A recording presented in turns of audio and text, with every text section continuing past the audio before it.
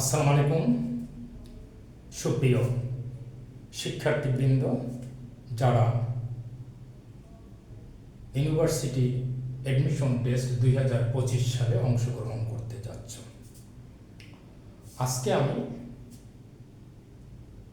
Parts of স্পিচের সর্বপ্রথম যেটা noun, তার আবার প্রথম যেটা প্রপার নাউন, এটার উপরে ছোট্ট একটি ভিডিও করেছি, তোমরা দেখবে। প্রপার নাউন কাকে বলে?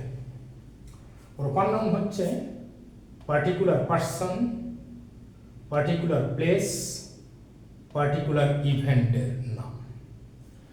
পার্টিকুলার পার্সন অর্থাৎ নির্দিষ্ট ব্যক্তি, রহিম, করিম। নির্দিষ্ট স্থান, ঢাকা, জাপান, এটসেট্রা। নির্দিষ্ট ঘটনা, যেমন the battle of Palashi, the French revolution. Proper noun থেকে বেশি যেরকম প্রশ্ন আসে সেটা হচ্ছে এইটা থেকে বেশ প্রশ্ন হয় মাঝে মাঝে। প্রপার নাউন কিভাবে ইউজ হলে একটা সেন্টেন্সে সেটি কমন নাউনে পরিণত হয় তার নমুনা আমি দেখাচ্ছি। যেমন Nazrul is the Shelley of Bangladesh. Nazrul হচ্ছে বাংলাদেশের শেলি। শেলি হচ্ছে ইংরেজ কবি, যার পুরো নাম হচ্ছে পার্সি ভিসি শেলি। অর্থাৎ নজরুলের সাথে শেলির তুলনা করা হয়েছে। খেয়াল রাখতে হবে, যার সাথে তুলনা করা হয়েছে সে কিন্তু কমন নাম, আর যাকে তুলনা করা হয়েছে মানে নজরুল, নজরুল ঠিক থাকবে, কিন্তু যার সাথে তুলনা করা হয়েছে শেলির সাথে, শেলি কিন্তু কমন নাম। আর একটা জিনিস খেয়াল করতে হবে, শেলির পিছনে কিন্তু দা বসবে। তার মানে এইখানে যদি আর্টিকেল রিলেটেড কোশ্চেনও করে, অর্থাৎ এইখানে যে শূন্য স্থান দেয়, তাহলে ওখানে আর্টিকেল বসাতে হবে, সেটা দি বসাতে হবে। আরেকটি উদাহরণ, Narayanganj is the Dundee of Bangladesh. Narayanganj হচ্ছে বাংলাদেশের ডান্ডি। ডান্ডি হচ্ছে স্কটল্যান্ডের একটি বন্দর, যেখানে পাট ব্যবসার জন্য বিখ্যাত। নারায়ণগঞ্জও কিন্তু কোনো এক সময় পাট ব্যবসার জন্য বিখ্যাত ছিল, যেমন আদম যে জুট মিল ছিল কোনো এক সময়, সেই হিসাবে তুলনাটা করা হয়েছে। এখানেও কিন্তু ডান্ডি হচ্ছে কমন নাম, তার পিছনে কিন্তু আর্টিকেল দা আছে।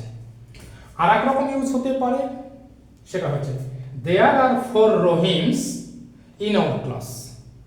আমাদের ক্লাসে 4 জন রহিম আছে, এরকম যদি করা হয় তাহলে এটাও কমন নাম।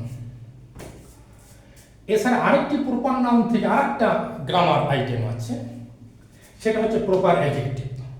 নাম দেখলে কিছুটা অনুমান করা যায় প্রপার নাউন থেকে যে অ্যাডজেক্টিভ তৈরি হবে সেটাকে বলা হয় প্রপার অ্যাডজেক্টিভ। যেমন ইটালি, এর প্রপার অ্যাডজেক্টিভ হচ্ছে ইটালিয়ান, যে ব্যবহার করলাম ইটালিয়ান ড্রেস।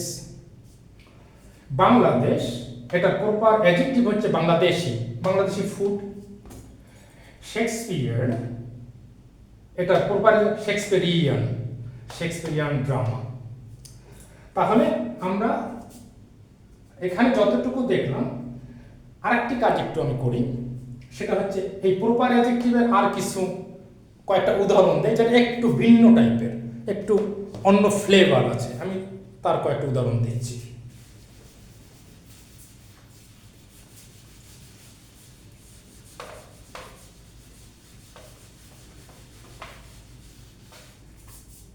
যেমন গ্রিক,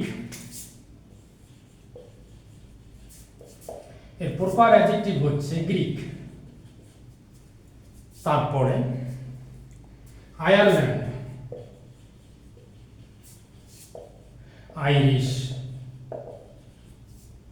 তারপর পোল্যান্ড, পোলিশ।